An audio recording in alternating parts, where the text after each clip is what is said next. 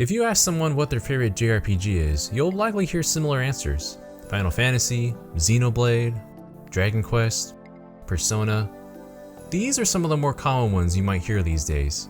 But there's a franchise that's incredibly important to Japan that only sees a niche audience overseas. That is the Tales of series. The best-selling game in that series is Tales of Symphonia, with over 2.4 million copies sold worldwide across all platforms. It's the 5th game in the Mothership series, the 3rd release in North America, and the first Tales game to be released in European territories. In 2013, audiences overseas were finally able to play an expanded version in the form of Tales of Symphonia Chronicles, which was later released on Steam in 2016. And now, in the September 2022 Nintendo Direct, it's confirmed to be coming to Nintendo Switch in early 2023. Exciting, right? People will finally be able to play the definitive version of this classic title, named Tales of Symphonia Remastered. But what if I told you there were some shortcomings in this so-called remaster? Did Bandai Namco put as much love into this title as we hope they did? Let's take a closer look at Tales of Symphonia and why, if possible, the GameCube version might still be the one you want to play.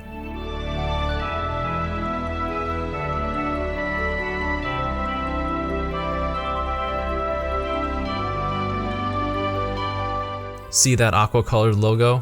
That means you're playing on the version of Symphonia that I prefer.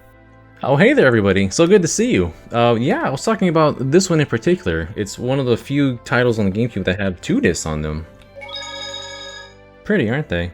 But why am I saying this version? Well, Tales of Symphonia released in English over in North America and Europe, but in between that time, it re-released in Japan, also known as Tales of Symphonia. That's it, that's the name. But in magenta. Yeah, it's a little confusing. It's not Tales of Symphonia Definitive Edition, Plus, or Final Mix, or what have you. It's just the difference in the logo color. But similar to what Kingdom Hearts does, this version on the PS2 is very much like a Final Mix version, with new arts and mystic arts, extra quests and scenes. You can actually gamble at the casino now. Oh no, I'm gonna be stuck here forever. Add some extra animated cutscenes, a little quality of life improvements, and you pretty much have the PlayStation 2 version of Tales of Symphonia. You might say, hey, that sounds good to me. More content means a better game, right? Why even bring this up at all? Well, they look very identical, but they are in fact quite structurally different. And I don't mean that one has more content over the other. They are structurally different, something rooted down to their code. On GameCube, it runs at 60 frames per second, and on PS2, it's at 30 frames per second. Between the two, this PS2 version has become the base for all re-releases we've seen of the game so far.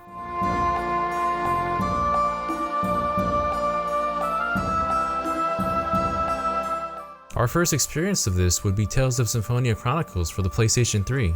It added dual audio for those who were curious to play the whole game in Japanese. That comes with the added benefit of all skits being voiced, whereas in English they're just quiet. If you don't mind the silence, it's not a huge deal in my opinion, but it is nice to hear certain inflections in their voices to get the tone of the skit. There's sadly no new English voice cutscenes or skits, but the newly added attacks do have voices. That was a surprise. There's even more costumes, some of which are of other Tales characters. Those are my favorite. It's cool but weird to see costumes of characters from games that came out after Symphonia. Oh, and the sequel, Dawn of the New World, was packed in as well. This poor game, it's not bad, it's just easily forgotten. Except you, Tenebrae. You saved this entry. You flatter me. And that's pretty much all we're gonna say about the sequel. I ended up getting the collector's edition before I became especially sensitive to frame rates or performance issues. I love this game so much, I didn't think anything of it, so I don't regret it. It even came with a tiny Lloyd and Colette, and I will never let these babies leave my side. Just a few years later, on February 1st, 2016, Tales of Symphonia was released on Steam. You'd think there isn't much to say about this version. It's just a port of the game that was released with the Chronicles collection. It's a port of a port that originated on the PlayStation 2, not the GameCube. This is where people really started to find some of the rust in the machine. Some issues were carried all the way from the PS2 version. Those character outlines that helped give the game its art style were gone, loading times were longer than the GameCube version, the game lacked anti-aliasing, and that's all on top of stuttering frames that were still locked at 30 frames per second. In the same year as its release, Steam user Chaldean released a fix that corrected many of these problems and more. But why are these problems present in the first place? This is essentially the 3rd time that this definitive edition of the game has been released. Shouldn't this have been ironed out by now? This isn't the first time that this has happened either. Tales of Zestiria notably had less issues plaguing it. When Symphonia released on Steam, it brought about more problems. And again, why would this be? These remasters and re-releases all tie back to the PS2 version of the game. Since it was the most complete version of Symphonia, the team likely decided that it was just the best version to use. Or it could be that the source code for the GameCube simply no longer exists. And yet they still opt to port a buggy game that could be done better, but actively and repeatedly chose to ignore. Bandai Namco has presented a sort of lack of respect for the best-selling title in the Tales of series, and there are so many games in this series that have been released with enhancements. The Japanese-only release of Tales of Fantasia for the PSP featured full voiceover, and Tales of Destiny was re-released twice on the PS2, with Tales of Destiny Director's Cut still a title that's hotly desired by Western audiences. We only got the enhanced version of Tales of Graces F for the PS3, which included an entire epilogue episode. Tales of Graces for the Wii in Japan has pretty much been buried and forgotten. And the most recent remaster, Tales of Vesperia Definitive Edition, included pretty much the same list of enhancements and additions as Symphonia. In addition to a fairly commendable job getting most of the original voice actors back, battles were, guess what, at 60 frames per second. It's baffling. And as you already know, Tales of Symphonia Remastered was just announced, also coming to the Xbox One, Series X, and PS4. Taking a look at the official website, we see that it's still running at 30 frames per second. It's a port of a port that can't match a console's performance from 3 generations ago. And yet here we are in 2022, dealing with a multi-platform title that performs worse than a game from 2004, being sold for $40 when the Steam version often goes on sale for single-digit prices. In an ideal world, they could have worked on the game from the ground up to make it look more in line with recent titles like Tales of Vesperia or Tales of Arise. Though I feel the best option would be to go full cel shaded like Tales of Vesperia. That would have looked fantastic. But the way it's being handled right now is disappointing. It makes it seem a lot less like a remaster and more of a lazy port with minimal effort put into it. And boy, do the cracks show sometimes. An official screenshot for the remastered version shows the debug menu open, which itself makes me think, you okay, Bamco? But it reveals that this is running on emulation at 29 frames per second. And rather than redoing textures, something that, you'd expect a remaster to at least accomplish to a base level proficiency using an AI upscaler, it looks more like somebody grabbed the sharpening slider and just went ham on it. The character outlines are removed and it just doesn't look its best. But Daniel, you ask, why not just set the code to 60 frames per second? Surely you can at least do that with the PC version, right? Well, let's try it then.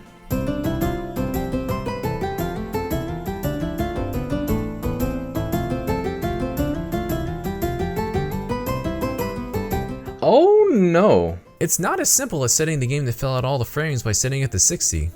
That doesn't just make a smoother game in Symphonia's case. These animations are locked in at 30 FPS and are all tied to frames themselves. By increasing the speed to 60 FPS, you're giving animations 30 frames of nothing to work with. Those frames of animation simply don't exist here.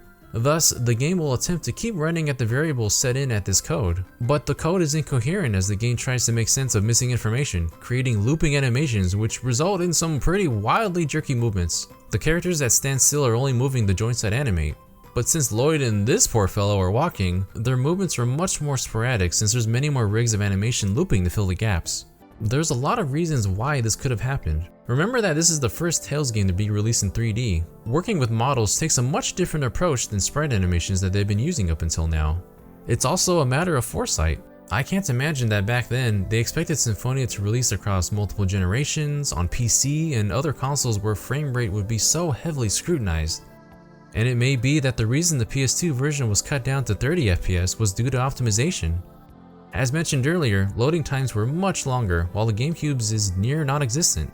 Some probably think that the pool of Tales fans complaining about this are just being whiny, but it's honestly not an unreasonable complaint. I mean, sure, most JRPGs are turn-based and don't require specific timing, but there's an issue with that. This is not a turn-based JRPG, it's an action RPG where combat is happening for all players simultaneously. Attacking, guarding, and stringing normal attacks with multiple special arts are all key to combat.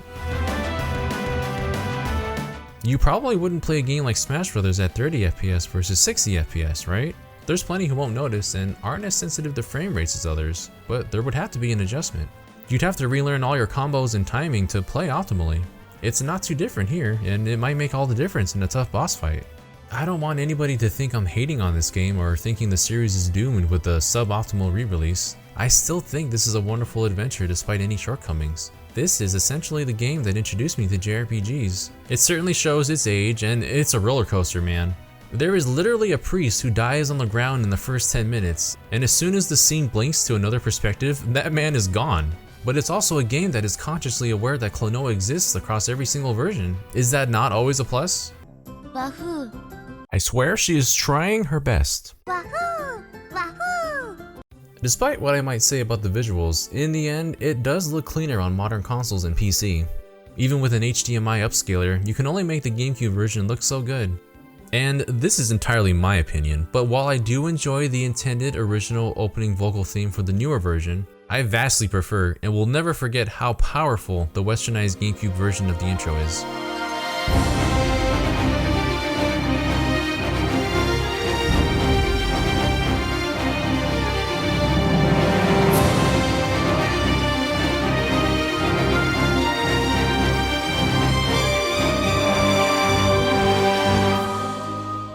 It still shakes me. There is so much charm and JRPG cheese with the plot that's sometimes mixed with some pretty heavy topics and serious moments. The experience as a whole is more than worth your time. If you have no other viable means to play Tales of Symphonia, then no matter what console or what platform it is, I'm totally supporting you to give this game a shot. And if you happen to get it on Switch, then you have another portable Tales title. For those who play on Steam, it is kind of depressing that we need to go through other means in order to have the most optimal experience possible. I just wish Bandai Namco would give more respect to a series that's so well loved and respected in Japan. I mean, it's got a sequel, an animated series, a manga series with a comic anthology, like 7 audio drama CDs, spin-off novels, a vinyl. Look at that vinyl art. It even has... These are officially licensed tape cassettes. I don't know how or when I'll play them, but I have them. I consciously bought this. Oh, and because I have nowhere else to put this, I need to address one of the most insulting downgrades that I've ever seen in any game. Alright, so the original Symphonia, it had this puzzle early on that put a platinum GameCube that goes like wow, wow, wow. But every release after that removed it for this boring piece of nothing. They took that away from us. They took our cube. I mean, I understand why, but it still hurts me in the soul. Absolutely unplayable. It makes my X-Fears recoil back. But all of that aside, that's my spiel on Tales of Symphonia, from the GameCube to the remastered version. Do you think you'll give this a shot, or do you wish Bandai Namco would show some love to another game? And give us your opinions down below, and be sure to subscribe to Good Vibes Gaming for more rants and technical looks at games like these and more. You can even watch me with Brandon play games on our Twitch at OfficialGVG. Then hey, just for $1 on our Patreon at GV Gaming, you can even join our party on Discord, so you can personally yell at Steve to play the original Tales of Symphonia, because he's only played the sequel, Dawn of the New World. I still can't believe that. I am in such pain. Well, have a good one everyone, till we meet again.